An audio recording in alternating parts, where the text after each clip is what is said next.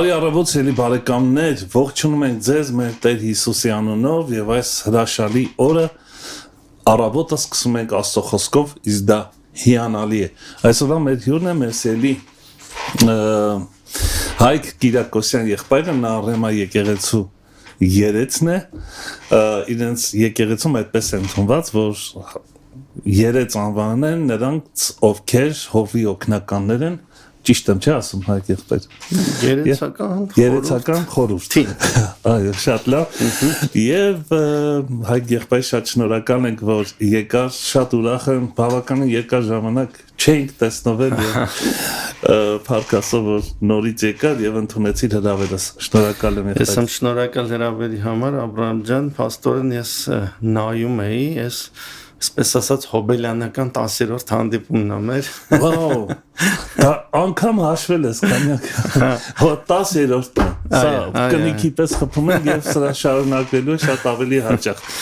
Շնորհակալություն Հայկ եղբայր եւ միանգամից պետք է անցնենք թեմային այսօրվա, ուրեմն թեման շատ ինտրիգային կամ այսպես ասած նաև իր մեջ խորհրդավոր իմաստ ունի երկրպագում ենք որովհետև պատճառը երկրպագության այսպես ասած սիրով լսում ենք քեզ Տես մի պատմություն կա Թորնիկը հարցնում է իր պապիկին որ երկար ժամանակ ամբողջ կյանքը եղել է անգլիկան եկեղեցու քահանա հովիվ Թորնիկը ասում է պապիկ ինչ է երկրպագությունը ու պապիկը պատասխանում ասում է գիտես ասում ամբողջ կյանքումս հոգևորական եմ եղել ու դեռ մտածում եմ թե իրականում ինչ է այդ երկրպագությունը որ վերցնես այս մարդը հաստատ լիքը բան գիտեր երկրպագության մասին, փառաբանության մասին, ինքը մասնակցել էր, ինքը առաջնորդել էր, բայց երկրպագությունը ու փառաբանությունը կարծում եմ բոլորը կհամաձայնեն մեր հետ, որ ինքը այնքան բազմաշերտ այնքան բազմաբնույթ, այնքան բազմագույն է, որ մի բառով ասենք չես կարող բնորոշել ինչ է այդ երկրպագությունը օրինակ ես գիտեմ որ դու շատ փոքր հասակից եղել ես հենց այդ ծառայության մեջ մինչև հիմա այդ ծառայության մեջ ես ու այդ առումով օրինակ հետաքրքիր է դու ոնց կբնորոշես ասենք ինչ է երկրպագությունը բնականաբար մի բառով չես կարող բայց ըստ քեզ ասենք ինչ է դա ճիշտ ասած հարցը պայմանավորվել ենք հենց սկզբից միջև եթերը ինքը այդ հարցը տվեց ինձ, որ այսպիսի հարց պիտի տամ Հայկ եղբայրը եւ ինձ գցեց, ասենց ասած, մտքերի աշխարհ։ Բայց կարճ պատասխան կտամ սրան։ Ինձ համար երկրպագությունը դա զարմանքի եւ հիացմունքի արդյունք է։ Այդքան բան կասեմ։ Եվ դա շատ դա այն ոլորտն է որտեղ ամեն ընդհանրապես հավիտենությունը ինքը իր մեջ ներառում է դա եթե չներառի ծանծրալի կլինի այսինքն ամեն պահը ամեն ակնթարթը դու փնտրում ես Տիրոջ մեջ զարմանալու եւ հիացմունքի այդ անսպառ աղբյուրը որը երբեք չի սպառվելու ինձ համար դա է Մերսի Աբրահամ ջան եթե գանք բառերին կամ նկարագրերին հայերենում բառը երկրպագությունը արդեն հուշում է իր իմաստը երկրպագել նշանակում է խոնարհվելով կամ կռանալով երկիրը համբուրել ինչ որ մեկի առաջ ոնց որ բացատրում է Էդուարդ Աղայանի արդի հայերենի բացատրական բառարանը անգլերենում էլ վստահ եմ մեր լսարանից շատերը գիտեն որ երկրպագություն այդ worship բառն է, որը հին անգլերենից եկած worth-ship բառի ժամանակակից չէ worth արժանի ship ոնց որ արժանիություն էլի անգլերենում ոնց որ էդ է նշանակում բառացի նշանակում արժանիություն կարծես այդ բառով ասես ինչ որ մի բան արժի ու մենք ընդունում ենք մենք գիտենք մեր արժե համակարգում մեր ընկալման մեջ չէ ամեն ինչ իր արժեքն ունի մենք ասում ենք որ այս բանը այս արժի չգիտեմ այս իրը արժեքավորում ենք այս սրա արժանիությունը այսքան է կամ չգիտեմ այս մարդուն չգիտեմ արժի բարևել թե ընդհանրապես չարժի ոնց որ կողքով էլ անցնել օրինակ դու պատրաստ ես լավ ականջակալի համար լավ գումար տալ, միշտեր են մարդը, որ չի հասկանում ձայնային ինդուստրիայից, ինքը այս ոլորտին չի առնչում, իր համար մի հատ բան առնի դնի ականջին, տարբեր արժանիություններ են, էլի, քո համար, այդ արժանիությունը դու պատրաստ ես արտահայտելու թանկ գին տալով, իմանալով ինչի համար ես տալու, որովհետև քո համար արժանիությունն ուրիշ է, քեզ համար դա այդ սարքը այսքան արժանի է, որ դու սրա համար վճարես։ Այդ արժանիություն կամ ինչ որ ոնց որ արժեք տալու զգացումը ունենում ես նաև այն ժամանակ, երբ որ ինչ-որ մի հատ հոյակապ տեսարանի առաջ ես կանգնած, օրինակ մի հատ գեղեցիկ մայրամուտ ես դու դիտում, քո մեջ այդ զգացումն ոնց որ առաջ գալի կամ ինչ-որ մի հատ գեղեցիկ սարի առջև ես կանգնած, դու համարում ես, որ այդ տեսարանը արժի քո ժամանակը, չգիտեմ, քո ուշադրությունը, որ դու տեղ կանգնես ու անկախ քեզանից դու անհասկանալի մի բան ես ապրում, չգիտեմ, այդ ակնածանք ասեմ, զմայլանք ասեմ, հիացմունք ասեմ, չգիտեմ, այդ որն է ճիշտ բնորոշում այն զգացումին, որ մենք անհասկանալի ունենք, որ տեսնում ենք մի բան, որ արժանի է մեր ուշադրությանը, մեր ժամանակի։ Բայց ինչ շարունակես, դա վստահ ուսումնասիրության կարիք ունի։ Այսինքն, ինչ որ դու ուսումնասիրում ես,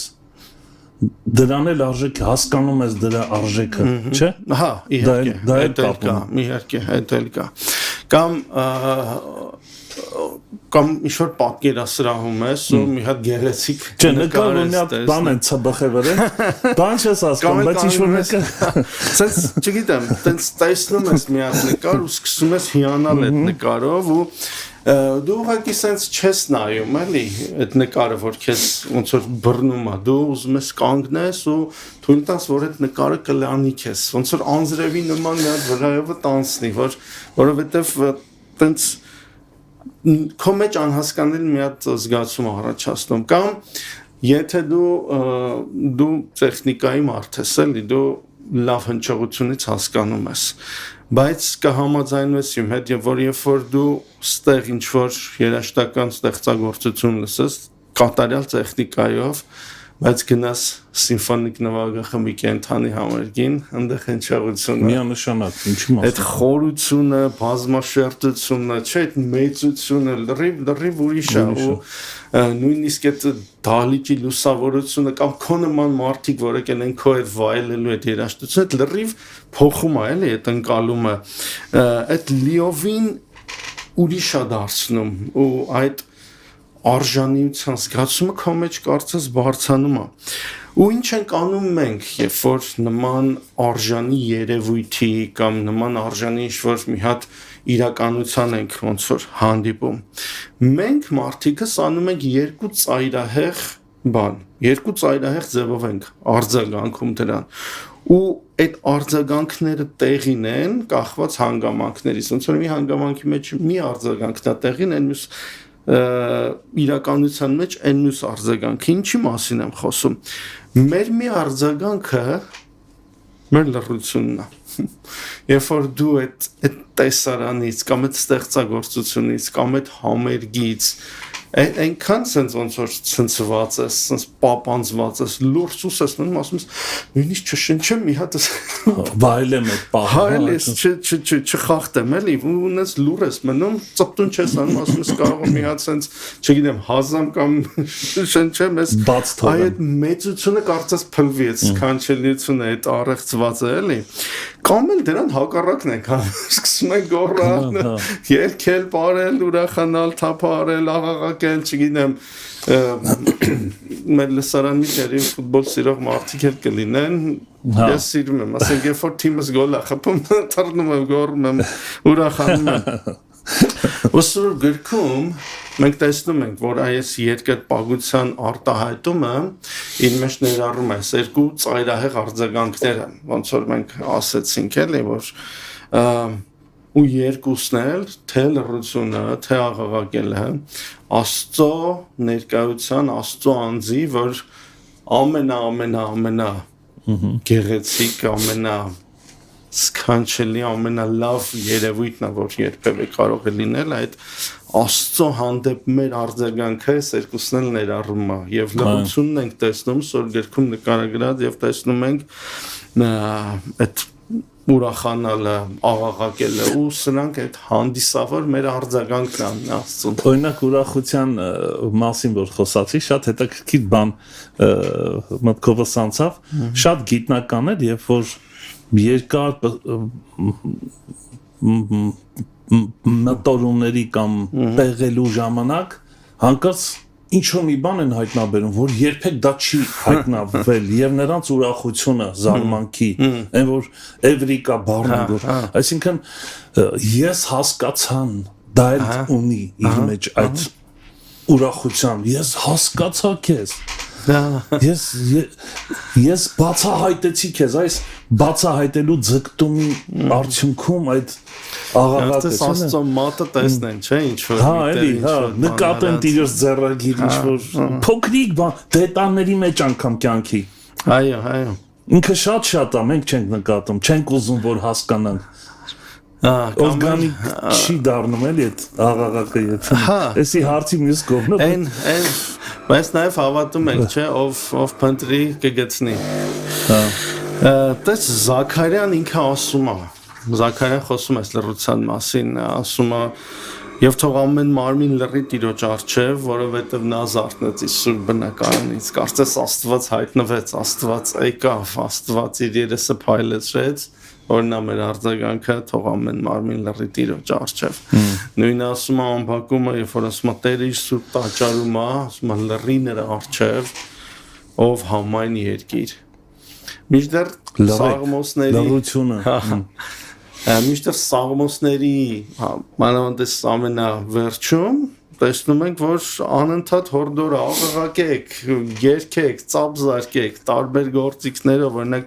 150 Սաղմոսի, ամենավերջի Սաղմոսի ամենավերջի խոսքը էսա, թող ամեն մարմին որ շունչ ունի փառք տա Աստծուն։ Ես կներես շատ ներողություն։ Օրինակ Սելա բառը հենց հիմա 45-րդ Սաղմոսի մեջ կա այդ թող գոռան, երրան, չէ, ինչ որ սենց ասում է 46-3 սարերը դողան, նրա ուռենալով ձայնա, չէ, մեկը ասում է Սելա։ Սելան դադար է նշանակում։ Նա դադար վերջ։ Դի չխոսաս, ինչ որ այդպես երևույթ կա, չէ, Սելան։ Միշտ մտածում եմ, ինչի է գրված, հետո հասկացա, որ իրոք միտք կա ստեղ։ Այո։ Վստահ եմ, որ մենք ով Աստծո հետ երկար կամ քիչ քայլում ա, մենք բոլորս էլ զգացել ենք, էլի, այս երկու զգացումն էլ ունեցել ենք, այս երկուսն էլ ապրել ենք։ Սա էլ է վարպետություն, երբ պիտի հասկանաս, պիտի լռես եւ պիտի աղաղակես, չէ։ Ու լինում է, չէ, որ աղոթում ես, փառաբանում ես, երկը պագում ես, հռչակումներ ես անում, բուրըն կերպով փառք ես տալիս, հորը բան, մեկ էլ այդ ներկայությունը սենց իջնում է վրա, սենց պապանձվում ես, ուղղակի պապանձվում ես, չէ։ Այո, այդ լռության զսպվածության մեջ չես դադարում երկրպագել, բայց արտահայտումն է ուրիշ արդեն լռությամբ այդ սուսի մեջ էլի, բայց դու շարունակում ես սուսի մեջ։ Ու բաներ կան, որ վերաբերում են մեր Աստծուն ու իր ստեղծած աշխարհին, որ մեր մեջ խորը ակնածանք են առաջացնում, որ մենք ուղղակի ասես պարզապես լռում ենք ու մեր ուզածը զուտ այդ մեր տեսածը կամ ընկալածը կամ հենց այդ քո ասած էվրիկան առանց ծպտունի վայելելն է։ Մոտ 20 տարի առաջ ես Բուդապեշտում էի ու ես ուր գնում եմ, փորձում եմ ընդեղի կենթանաբանական այգին գնալ տեսնել էլի Աստծո ստեղծագործությունները, Աստծո արարչագործությունը ու այնտեղ որտեղ ցուցադրվում էր ջրաշխարհը օվկիանոսի կյանքը ինքը ասենց մի քիչ նկուղային հարկում էր, որ լուսավորությունը ընձև էր, որ այդ ամբողջական փորձենք ես, այսինքն ջրի տակ էլի, հա, տենց մի հատ վրայից չէ, տակից ուսումնասիրես։ Տենց, հա, որ դու հայտնվես ստորջրի աշխարհում ու երբ որ երբեք չէի տեսել նման բան, էլի, ու երբ որ նայում էի այդ ձկներին, այդ բույսերին, այդ կանգղամորտներին, աշխարհը, խեցգետիններին, հա, ու ընդհանրապես այդ իրենց լուսավորությունը, ու սենց նայում ես այս գույնը Աստված ոնց է համադրել այս գույնի հետ, եթե մենք անենք մի հատ եսի ինչ անճաշակ բան կստացվեր, բայց Տերը այն ձև արել ու սենց երբ որ սենց նայում էի Աստծո ներկայությունը սենց եկավ իջավ իմ վրա ու ես ուրիշ ոչ մի ձև չկարողացա դրան արձագանքել ուղղակի այնտեղ լուր սկսեցի արտասվել այդ Աստծո մեծությունից, Աստծո ներկայությունից, այդ որ անբացատրելի գեղեցիկ ու այդ իր հանճարը ոնց որ տեսնում ես ու ինչը վերջել չես գիտակցում ինքը ինչ հրաշալի արարչագործություն է իրականում մեզ ժառանգել տվելու վստահ եմ դու էլ նման օրինակներ ու վկայություններ ունես ու կուզեմ կիսվես մեր հետ, ասենք այդպես մեր զգացում որ ապրած լինես, որ սես նվիրական քո մեջ մնացել այդ Աստծո, չգիտեմ, ներկայությունը կամ այդ մեծությունը որ վայելել ես։ Ուզում ես պատմեմ ինչ-որ բան։ Հա, իհարկե։ Ես իհարկե շատ դեպքեր կան այդպիսի, շատ իմ, այսինքն ծառայությունների ժամանակ եղել է, բայց ես մի բան եմ հիշում, որ այնքան տպավորվել է ին վրա, ոչ թե որ տեսել եմ միայն ուրախացել եմ, այլ նաև ինձ սովորացրել են նկատել, գիտես այնքան կարևոր բան է, Կարեն եղբայր, հիմա դու ինչ ես մեզ խոսում, գիտես ինչ ես խոսում, դու մի ձևով Տիրոջ խոսքի օգնությամբ փորձում ես մեզ հասկացնել, որ մենք պետք է սովորենք նկատել Աստծո ձեռքի հրաշագործությունները, եւ դա քիչ չեն, մեր շրջապատում առօրյա, այսօր էլ քիչ չի կարող լինել։ Փոքր երեխա է եւ մոտավորապես 10 տարեկան եւ մի եղբոր հետ հայրս իր ավտոմեքենայով մի եղբայր էր մեր հետ, որ հովիվ էր, Սերգեյ եղբայրը, չգիտեմ դու իրան կհիշես, թե ոչ, ինքը հիմա Տիրոջ մոտ է, հովիվ էր։ Գնացինք բնության գիրք եւ Սերգեյ եղբայրը շատ էր սիրում բնություն եւ ծաղիկներ, խոտեր, տեսակներ, ամեն ինչ գիտեր բնությունից։ Եվ կանչեց ինձ, ասեց Աբրամ, մի րոպե արի, ծաղիկի առջև էր, այսպես ծնկի եկած ուսումնասիրում էր ծաղիկի մեջի այդ գույները եւ ու ինձ սովորացնում էր որ նայ ինչ գեղեցիկ Աստված ստեղծել գույների համադրությունը ինչքան մեջի վարսակները ծաղիկի ինչքան գեղեցիկ են ու դա այնքան մեջս նստեց քաշեցի ջանս ներողություն մի քիչ կոպիտ որ դա ինձ սովորեցրեց փոքր բան գիտես մենք կներես սա ասեմ չեմ ուզում խոսամ բայց կոնտեքստի մեջ է մենք սիրում ենք երբեմն Աստծուն բացահայտել մեծ բաների մեջ մեծ բան եղավ հա sense parkester չկա մեծ բան չկա երկրպագություն բայց երբ որ մենք սովորենք փոքր բաների մեջ քչի մեջ հավատարիմ եղողը դա հենց դա էլ է իմաստունի նկատել Աստծո ձեռագիրը Աստված մեզ մեծ բաներն էլ ցույց կտա ու շատ մեծ բաներ էլ կա այդ դա ինձ օգնեց որ ես կարողանամ նկատել Տիրոջ ձեռագիրը ամեն ինչի մեջ կներես բայց ուզեցի այս կոնկրետ այս վկայությունը բերի քիչ բան ասեցի որ այդ քչի մեջ կարծում եմ այդ Աստվածաշնչյան սկզբունք է, որ քչի մեջ հավատարիմը շատ սայլը երկրպագության վերաբերում։ Այո, իհարկե, որ այդ մաների մեջ չգիտեմ։ Օրինակ շնչում ես, չէ՞։ Դա էլ Աստծո ձեռագիրը։ Շնչառությունը մարդու։ Չգիտեմ, շատ բաներ կարելի է մեջ բերել։ Այդ շնչել մասին ասացի, որ գալիս էի մեքենայի վարորդը, ասաց չես ծխում, չէ, չեմ ծխում, ասաց ոնց վատ եմ զգում, որ ասաց չէ, կարող ես ծխել, էլի, խնդիր չի։ Ու տենց խոսեցինք, որ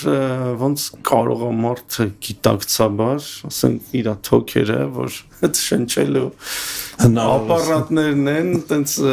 գիտակցաբար ինքը բանի, տենց վնասի, էլի։ Այո, այդ մեր թոքերը Երբ որ ուսումնասիրում ես, ճիշտ է, չեմ ուսումնասիրել, բայց զարմանալի ապարատներ են, օրգաններ են հաստատ ու հենց մենակ այդ որ ուսումնասիրես, ուղղակի կուզենաս կանգնես ու փառք տաս խորշունչ քաշես, փառքես դեր։ Այ հիմա մի հատ խորշունչ քաշեք ու ասեք փառքես դեր։ Արտաշնչելուց շատ լավ բան ստացվում։ Չի, որ այս մեր արձագանքները, որ խոսեցինք հենց որ ոնց որ բնությունը կամ ինչ-որ ստեղծագործությունը տեսնելուց կամ աստծո ներկայությունը զգալուց, որ մենք այդ ձև արձագանքում ենք, կամ լռում ենք, կամ բարձրաձայն աղաղակում ենք, ու այս շերտերը տեսնում ենք նաև այն գրքում, որը նոր կտակարանի երևի միակ գիրքն է, որ նկարագրում է ոչ միայն երկրային, այլև երկնային իրականությունը։ Մեր լսարանը արդեն երևի հասկացավ, խոսում ենք հայտնության գրքից մի հատվածից կխոսենք, որ այնտեղ պահեր կան, երբ որ տեսնում ենք, որ Հովհաննեսը հայտնության մեջ նկարագրում է, թե ոնց են մարդիկ տեսնում Աստծո մեծությունը ու լռում։ Օրինակ 7-րդ գլխում կեսից կարդում ենք, որ մի մեծ բազմություն տեսավ Հովհաննեսը, որ ասում է, որ բոլոր ազգերից, ցեղերից, ժողովուրդներից ու լեզուներից, որոնք կանգնած էին աթոռի եւ գառան առջեւ, որ փառաբանում էին, հետո ինքը տեսնում է հրեշտակների, որ կանգնած էին աթոռի երեսների 4 կենդանիների շուրջը, երեսի վրա էին ընկնում, աթոռի առաջ երկրպագում էին Աստծուն, ու սրանից հետո, երբ որ արդեն մյուս գլուխն է սկսում 8-րդ գլուխը, ասում է, որ երբ որ 7-րդ կնիքը բացվեց, երկնքում կես ժամ լռություն տիրեց։ Միշտ զարմացել եմ, թե հավիտենության մեջ ոնց են ժամ պահում, բայց խոսքը տենց ասում էր, չգիտես, այդ կես ժամը քանի կատակը երևի շատ տարածված է, չէ՞ որ ասում է հայերը ուշացել էին, կես ժամ լռություն տիրեց, հենց հայերը եկան շուխուրը սկսեց, տենց ասում են, Այս նկարագիրը, այս Հովհաննեսը, որ ասում է, կարծես գառանը տեսնելու ու նրա փառքով զմայլվելուց հետո բոլոր ներկաների արձագանքներ, որ բոլորը լռեցին։ Իրանք սուս մնացին, որ կարծես մենակ այդ լռության մեջ էր հնարավոր մարսել, հասկանալ ու փորձել նորից տեսնել ով է այս գառը, ինչ է, էլի։ Մի ձևով կարող ենք ասել, որ լռությունը նաև այն ժամանակաշրջանը, որը քեզ օգնում է աստվածաճանաչողության մեջ նաև լինել, խորհելու, խոկալու իր խոսքի վրա, որի արդյունքում կարող է նորից ինչ-որ այդ մեծ արանքին արձագանքում ես քո լռությունով, ինչու ոչ, որ հնարավորություն ես տալի, որ Տերը քեզ խոսա, չնայած Տերը քեզ եթե ուզենա ցանկացած ձևով խոսի, բայց այս լռությունը մեր արձագանքներից մեկն է, որ մենք արձագանքում ենք Աստծու ներկայությանը իր մեծարանքին, բայց լինում են պահեր, երբ որ այդ ամբողջ արարչագործությունը կարծես վերածվի երգի, մեծարանքի, պոեզիայի, չափածոյի, շարվածքի, այս նույն նկարագիրը, ինչ-որ նոր երգ ստեղծվի, հա։ Այս հենց հիմա կխոսենք հենց այդ նոր երգի մասին, այդ Հայտնության 4-րդ ու 5-րդ գլուխներում տեսնում ենք այդ նկարագիրը, որ 4-ին գրված է այդ 4 կենդանիները փառք, պատիվ, գոհություն էին տալիս գարհի վրա նստողին, որ կենդանի է հավիտյանս հավիտենից։ Հովհաննեսը տենց ասում, ասում է 4 կենդանիներ տեսա, որոնք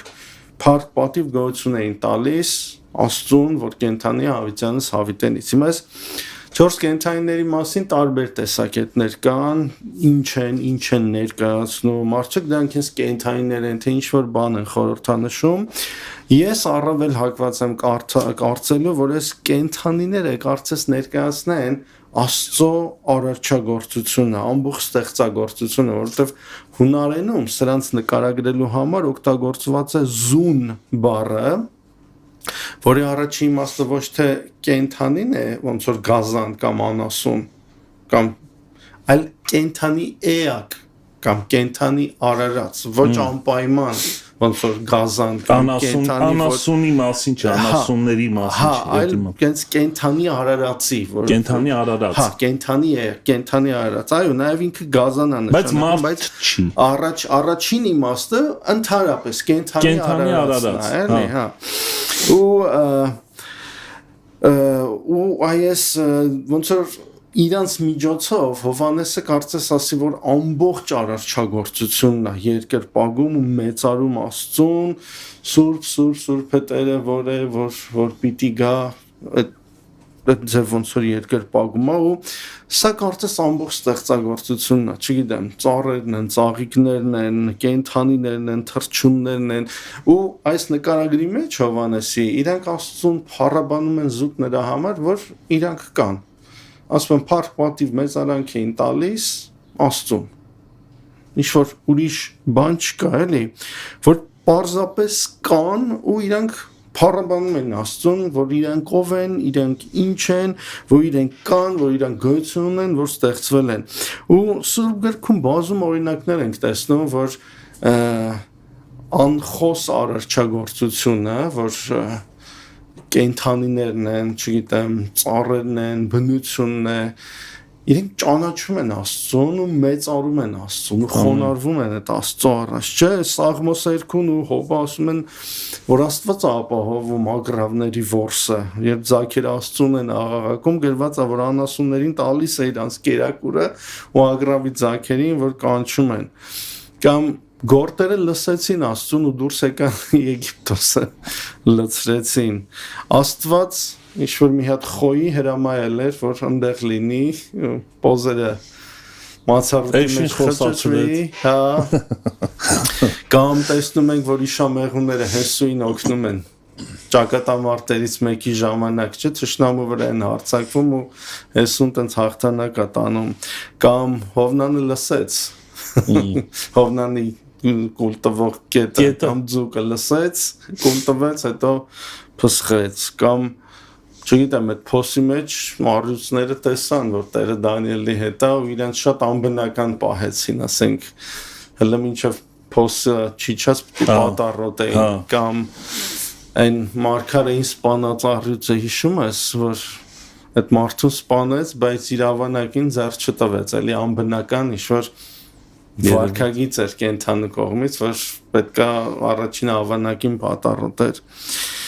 Կենթանի արարածները ճանաչում, ակնածում ու բնությունը իր ձևով ոնց որ մեծարում Աստծուն, երկրպագում Աստծուն։ Ու այս նկարագրից հետո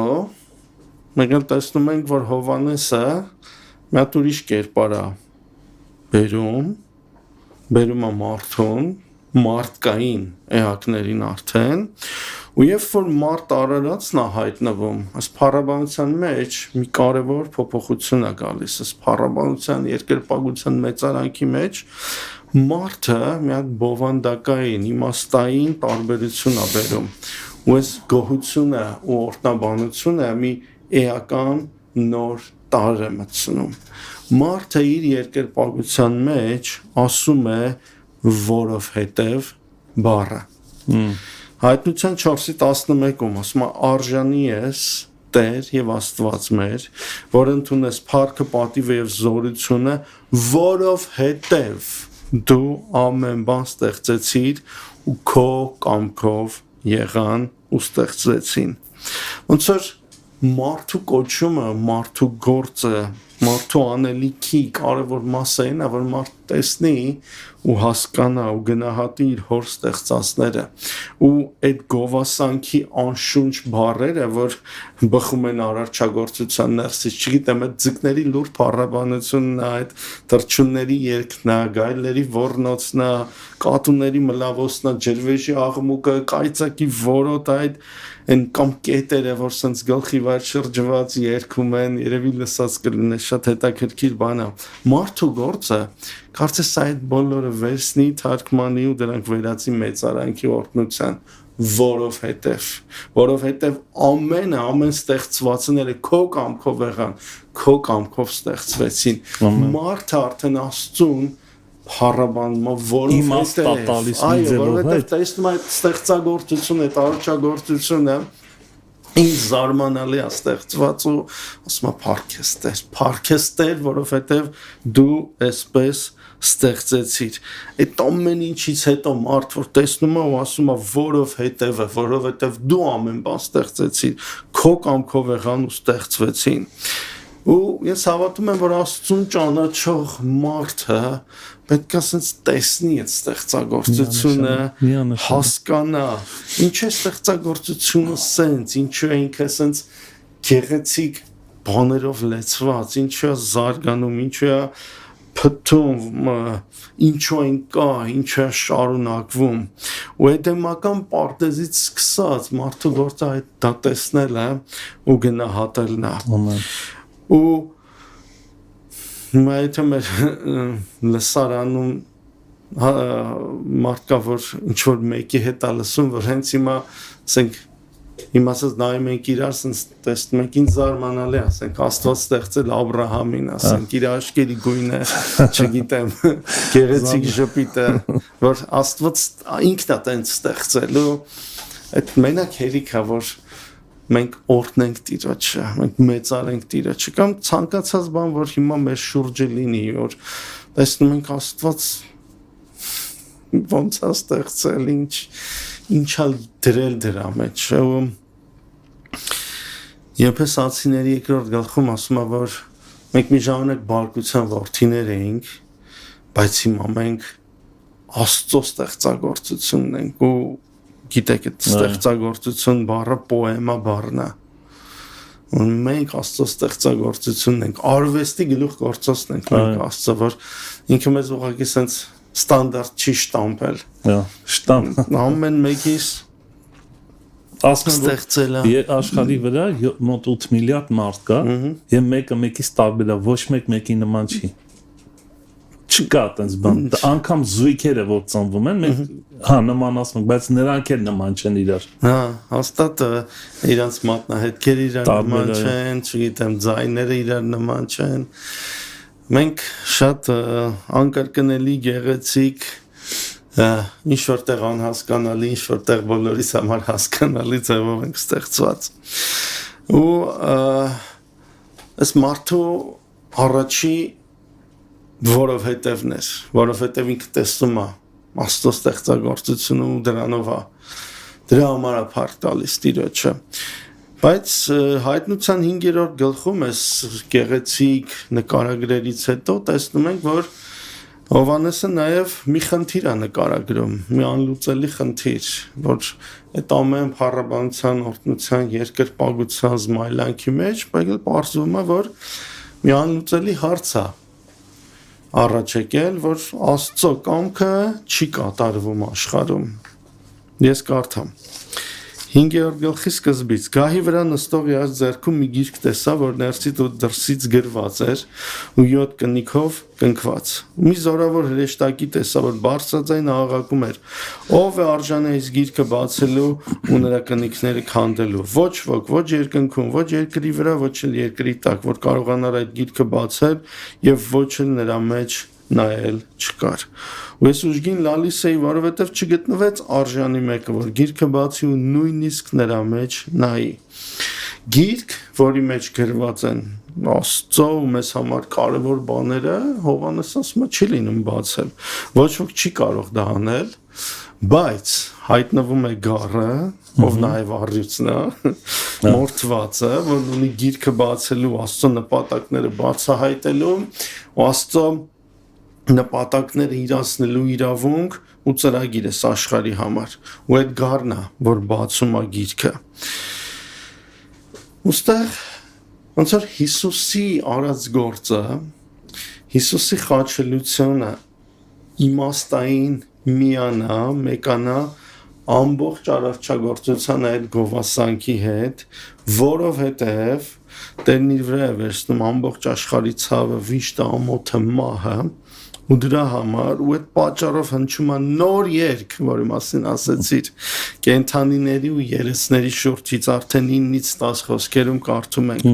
ու նոր երգ էին երգում ու ասում արժանի է այդ գիրքը վերցնելու ու դրա կնիքները բացելու, որովհետև մորթվեցիր ու քո արյունով մեզ գնեցիր Աստծո համար բոլոր ցեղերից, լեզուներից, ժողովուրդներից ու ազգերից ու նրանց մեր Աստծո համար թագավորներ ու քահանաներ դարձրիր եւ թագավորեն երկրի վրա։ Այսեն նոր երգն է, որի մասին թե դու ասացիր, թե հազարամյակներ առաջ մարգարեացել էին Սաղմոս երկուները 96 Սաղմոսում, 98 Սաղմոսում, որ ասում է երգեք Տիրոջը նոր երգ, նա զարմանալի բանել է արել։ Եթե դու տաս նոր երգի մասին, քանի որ դա իմ ոլորտն է, նոր երգի մասին այս միտքը փորձեմ հաղորդել։ Նոր երգ դա չի նշանակում նոր գրած երգ, նոր երաժշտություն, նոր երգ։ Մենք դա համարում ենք նոր երգ, բայց հոգևոր իմաստով ինքը նոր պատմության մասին է խոսում։ Այսինքն քո կյանքում մի նոր պատմություն տեղի ունեցավ։ Եվ այդ պատմությունը, չէ՞ մարդիկ երբեմն նստում են հաղորդակցելու միջոցներից մեկը սա է, պատմություն ես պատմում, քո կյանքից նոր պատմություն, ինքն է քեզ է պատմում, այս սան այդ երգն է, չէ՞ մենք ասում ենք դու նույն երգն ես երգում, բայց ինքը չի երգել, ինքը ինչ-որ բան է ասել, նաև էս իմաստ ունի, այսինքն քո պատմությունը թարմանում է Տիրոջ հետ մտերմանալու ճանաչողության ընթացքում, եւ դա նոր երգ է դառնում քեզ համար։ Նաև այդ իմաստը։ Հա, այդ իմաստը ճիշտն ասած հենց այն նորի ու զարմանալի մեջ էր, որ իրականում Հիսուսը բերեց։ Այո, նոր պատմություն կերտեց։ Այո, ինչն էր այդ նորը ու զարմանալին այն բանի մեջ, որ Հիսուսը արեց, որ հին ուխտի Իսրայելի համար ինքը նոր ու զարմանալի է լինելու, ինչն էր անհասկանալի ստեղ։ Ես հավատում եմ, որ այդ նորը ու զարմանալին հենց ինքը Հիսուսն էր։ Հենց ինքը Հիսուսը ու մինչև հիմա էլ Հիսուսը նորը ու զարմանալի է։ Քրիստոսի մեջ մենք նոր արարածներ ենք։ Հներ անցավ եւ ամեն բան նոր է։ Շատ սիրուն է։ Ինքը այդ զարմանալի անձնավորությունն է, այդ զարմանալի մարդու որդին, ինքը այդ գառնա, որ նաև առյուծ է, ինքը մորթված է, բայց հավերժ կենդանի է, չգիտեմ, որ ծառայի կերպարան կառավիրա վրա, բայց բոլորիս տերն է ինքը։ Հենց Հիսուսի մեջ այս հին ուխտի ու նոր ուխտի երգեր ու փառաբանությունները գալիս են դու երաշտական մարդ ես կիմաց, ոնց որ մի բանալու մեջ, մի նոտայի մեջ, մի շարվածքի մեջ, մի տոնայնության մեջ, ոնց որ հայտնությունը վերցնում է հին ուխտի Իսրայելի գովասանքները ու դրանք տեղափոխում է Հիսուսի բերած նոր իրականության մեջ ու սրա ներքո հենց երկրպագությունը, փառաբանությունը մեր համար ստանում է ոնց որ մի հատ նոր շերտ, մի հատ նոր ֆունկցիա, դա փառաբանությունն է Աստծո արածները տեսնելը, հասկանալը, գնահատելը ու դրանցով Աստծո արժանիությունը ներկայացնելը։ Նայ, քանի որ երգի մասին խոսք դեռ կա, երգը իր մեջ ունի հետաքրքիր շարունակություն, ունի նախաբան, ունի միջնամաս եւ ունի կուլմինացիա։ Այդ մեր երգը ունի նախաբան, միջնամաս եւ կուլմինացիան, այն տրիումֆը, որը Հիսուսն է, այսինքն քո երգը, եթե չի տանում քեզ պաշտամունքի Քրիստոսի մեծությունը փառաբանելու, այդ երգը երգ չի։ Ինքը պետք է կուլմինացիա պետք է ունենա։ Եվ դա շատ կարևոր է։ Երգը եթե չունեցավ կուլմինացիա, ինքը թերի է։ Որն է Քրիստոսը, այդ իմաստովն է։ Այ ոնց որ իմաստացնել գալիս է հենց դրան, որ երկրպագության ու փառաբանության իմաստը, որ մենք տեսնենք ինչ անում Աստված, եւ երկրորդը ում միջոցով անում դա Աստված, Հիսուսի միջոցով, ոչ քահանաների, ոչ ղևտացիների, ոչ երեցների, չգիտեմ, ոչ սարկավագների, ոչ հրեշտակների, այլ իր որդի Հիսուսի միջոցով, որովհետև միայն Հիսուսով մատուցված զոհերն են ընդունելի, միայն Հիսուսով բարձրացված փառաբանություններն են ընդունելի, միայն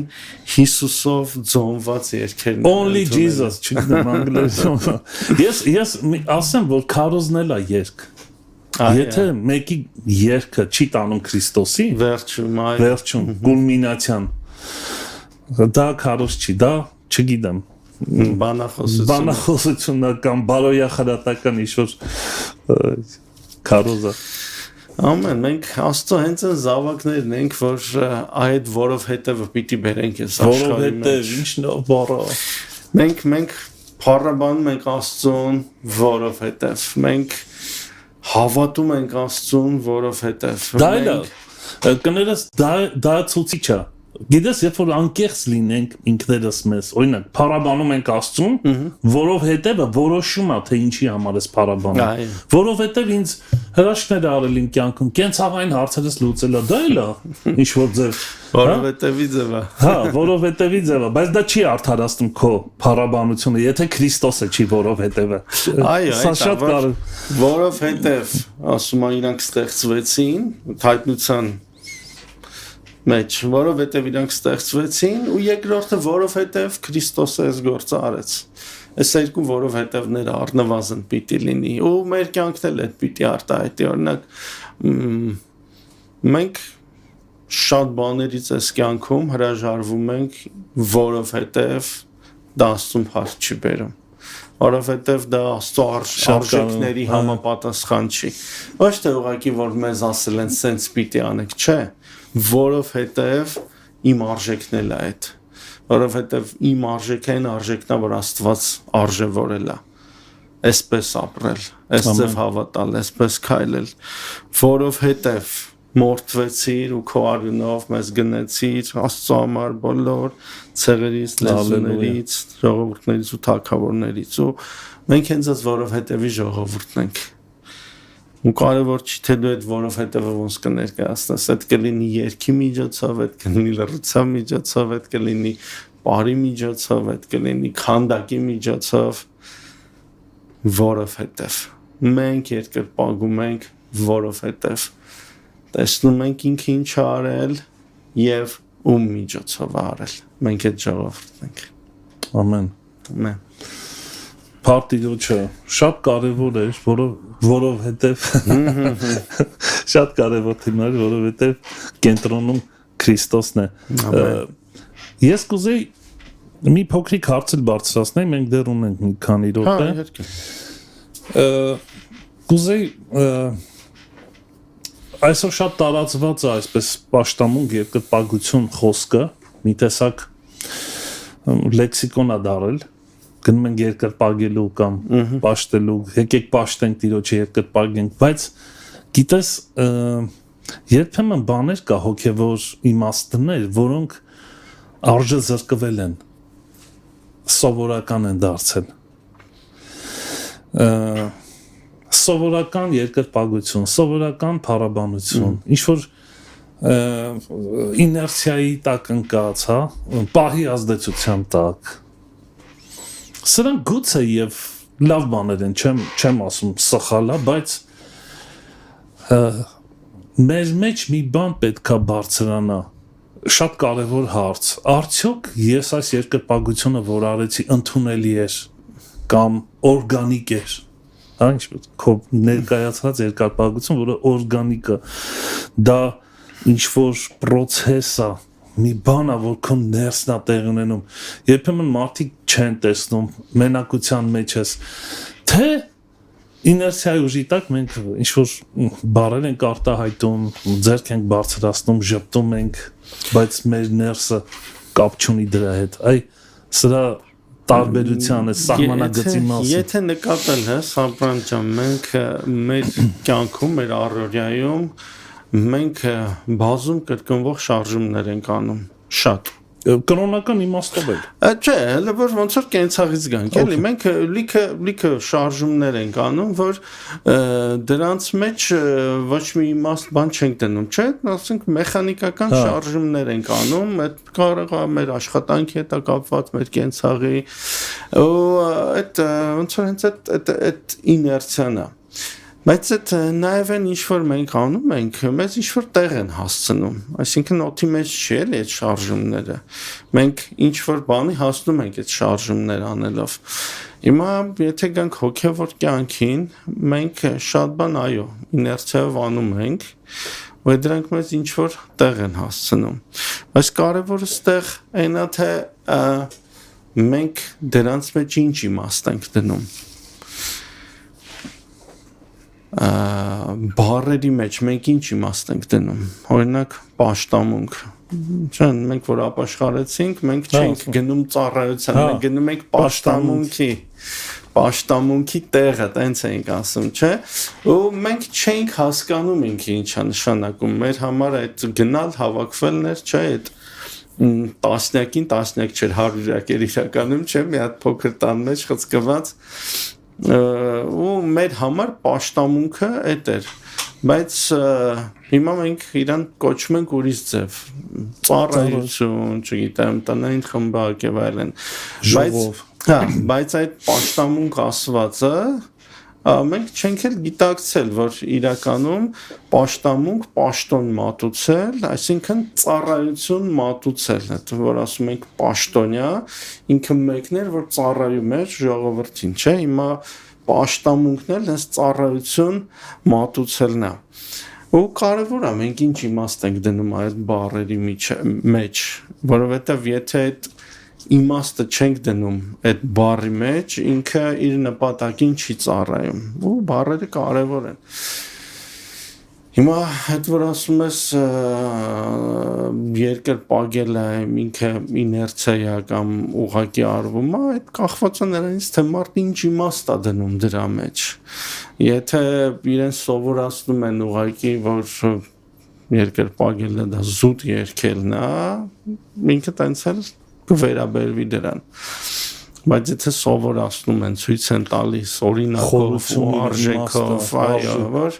ուղղակի դա երգելը չի, դա մեկ մարմին լինելով այդ մարմնի մեջ բնակվողին մեծ արելն է, որովհետև ոչ թե ուղղակի ինչ-որ բառեր ասել, գեղեցիկ, կամ փառաբանության ժամանակ ուղղակի կանգնել լսել հանդիսատես զուտ լինելը չի, այլ երբ որ դու մասնակից ես, այդ արդեն գալիս է ինչ ես դու սովորում, ինչպես ես արձագանքում, ընդհանրապես տվյալ Աստծո մարմնի մեջ ինչ արժեքներ կան, եթե արժեքը այնա, որ պետք է փառաբանության խումբը կատարյալ կատարի, կատարում լինի, կամ կատարյալ նվագեն, կատարյալ երաժշտություն լինի, մնացածը լինեն հանդեսատես, այդ երկրպագություն չի, այդ լավ իսպանիեն է ասենց, կատարում է, որ երաշտական առումով կարող է անթերի լինել, բայց փառաբանությունը երբ որ մարմինն է փառաբանում, երբ որ բոլորն են փառաբանում, երբ որ կողքիդ կանգնածը կարող է մի տոնայնությունից կամ բառերով կամ լրիվ ուրիշ բան երգի, այդ հարմոնիան խախտի, բայց ինքը իր Աստծո հետ է, ինքը քո Աստծո հետ է, այդ ամենալավ փառաբանությունն է, երբ որ մարդ մասնակցում է, թեկուզ տենց։ Ամեն։ Ես եկա այդ եզրակացության ինչ հասկացա ես հասկացա, որ առաջի բանը, որպեսի ունենամ օրգանական պաշտամունք, որովհետև պաշտամունք ասելով դա էլ է մտնում դրա մեջ, երկրպագություն, փառաբանություն, խոսքին ականջ տալ, ընկալել Աստծուն, սրանք սա ես եկա այդ եզրակացության, որպեսի ես ունենամ այդ օրգանիկ երկրպագությունը, ես պետք է ավելի շատ տրվեմ Աստծուն ճանաչելու, իր խոսքի հետ կապվելու, բացահայտելու, որովհետև գիտնականը նա է, ով որ սիրում է բացահայտել։ Չէ՞։ Եթե երբ որ մի հատ դաթարի գիտնականը բացահայտելուց, նա դաթարում է գիտնական կոչվելուց։ Դաթարում է հոգևոր մարդը Աստծո խոսքի հետ կապվել եւ բացահայտելու այդ process-ը, նրա մոտ դաթարում է երկրպագությունը։ Նույն հավասար իմաստ ունի։ Այսինքն ուսումնասիրել, բացահայտել, ճանաչել, հիանալ, հասկացան այս երևույթը, հա, ու դրա արդյունքում ծնված երկրպագությունը անփոխարինելի է որևէ մի բանի։ Չկա աշխարհում մի բան, որ կարողանա քեզ այդքան զարմանք պատճառել, որքան որ դու Տիրոջը բացահայտես, հա, չէ՞։ Եվ նոր երգ է գրվում հենց այդտեղ։ Այդ է ուզում ասել, որ հաստատ են ամենալավ երգերը, որ բոլորը երգում են, որ բոլորը թարգմանում են, տարբեր cover-ներ են անում, հաստատ նման հանդիպումներից է ծնվել։ Ամեն։ Ու զգացվում է, չէ՞։ Այո, որ մարդին ինչ-որ բան ապրել, իրոք Աստված հպվել է իրեն ու արդյունքում այդ երգը ծնվել է։ Եվ դա վարակիչ է, գիտես, շատ թթխմորի պես է։ Հիսուս ասում է, ինչ է դա, երբ որ վարակում եմ իմ ապրումներով քեզ, որ քո մեջ նախանձավորությունն է բարձրանում։ Հին դարերից եկած երգեր կան, չէ՞, ով գիտի 18-րդ դարից, 19-րդ դարից իջիր արքահազոր, այդ երգը չէ, ասենք այն ժամանակ այդ Անգլիայում կարծեմ գրված երգ է ու շատ մի երկու դարի երգ է ինքը, բայց մարդիկ այն ժամանակ այն ձև են այդ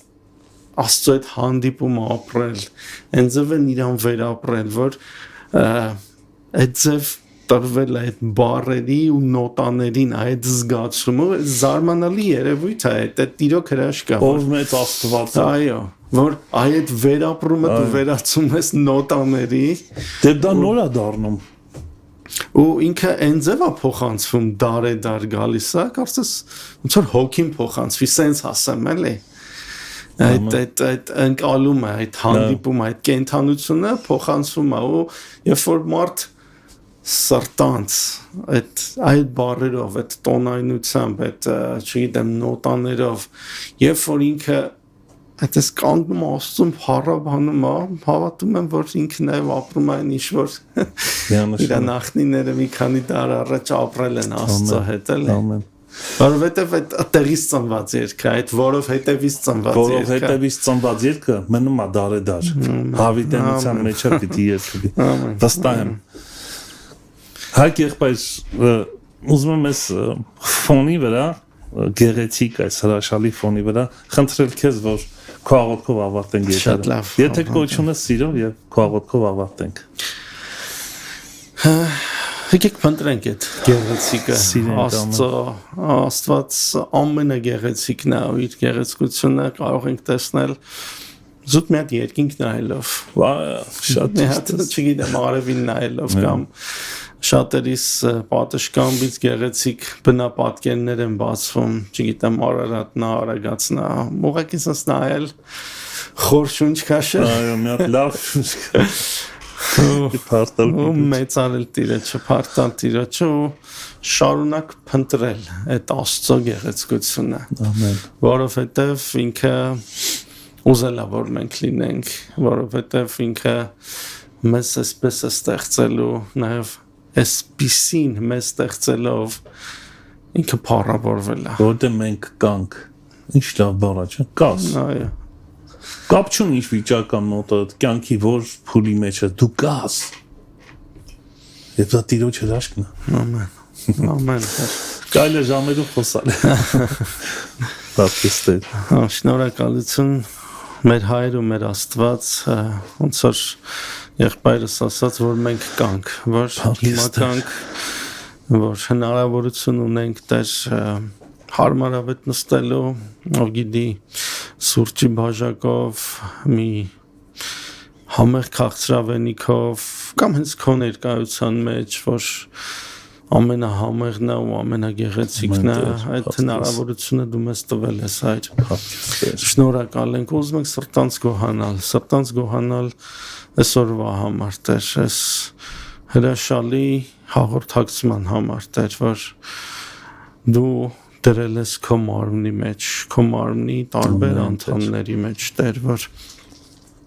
անհասկանալի ու զարմանալի ձևով դու մարմնի անդամների մեջ քո հոգով այդ կենթանի կապը պահում ես։ Շնորհակալ ենք, Տեր, որ շատերս իրար չենք ճանաչում այս լսարանի մեջ, Հայր, բայց դու բոլորիս ես ճանաչում ու դու բոլորիս Հայրն ես։ Ամեն, Տեր։ Որովհետև բոլորիս դու գնել ես քո որդու մեր Տեր ու Փրկիչ Հիսուս Քրիստոսի զարմանալի զոհով։ Մենք օրհնում ու երկրպագում ենք քեզ, Հայր, որովհետև դու մեզ սիրեցիր ու դու մեզ փրկեցիր, շնորհակալ ենք։ Շնորհակալ ենք։ Խնդրում ենք օրհնես մեզ մեր ընթացքները, Տեր, ու մեր աչքերը բացանես տեսնելու քո գեղեցկությունները, մեր ականջները բացանես լսելու քո ձայնը, Տեր։ Մեր սիրտը հնազանդվելու քեզ, Տեր, ու մենք ուզում ենք քեզ անկեղծ սիրել, Տեր, ու քո հետ մեր հաղորդակցման հիմքը լինի սերը, ոչ թե քեզնից մեր օգուտը կամ շահը կամ այն օրհնությունները, որ դու կարող ես սուառատորեն տալիս ես, այլ հենց դու լինես, ով Աստված։ Ոչ թե այն ավակ որդու նման մի հատ ուլ փնտրենք քեզնից, Տեր, այլ քեզ փնտրենք, որովհետև դու մեզ ես փնտրել ու գտել ես ու տվել ես քո ամենաթանկը մեր համար։ Ու մենք էլ ուզում ենք, Հայր, քո նման քեզ սիրել, հանուն քեզ, Տեր, ոչ թե հանուն քո փառքի, հանուն քո ունեցածի, հանուն քո որևէ բանի, այլ հանուն քեզ, հանուն քո սրտի, Հայր։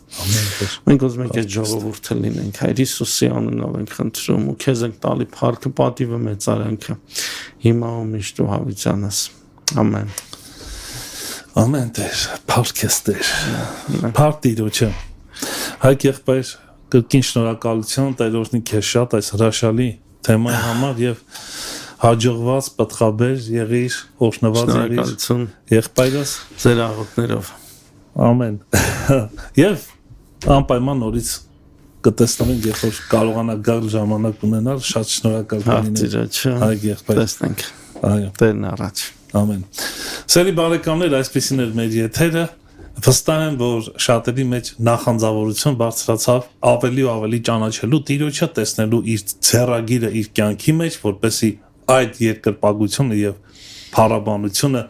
միշտ արթուն լինի մեր մեջ եւ այսպես լույսի պես միշտ վառվի մեր մեջ, տեսնելու նրան, հիանալու նրանով եւ զարմանալու։ Տեր օրհնի ձեզ, մնացեք խաղաղությամբ։ Առաջ Աստված կհանդիպենք երկուշաբթի առավոտյան ժամը 9-ին։ Մարանաթա, Տերը շուտով գալու է։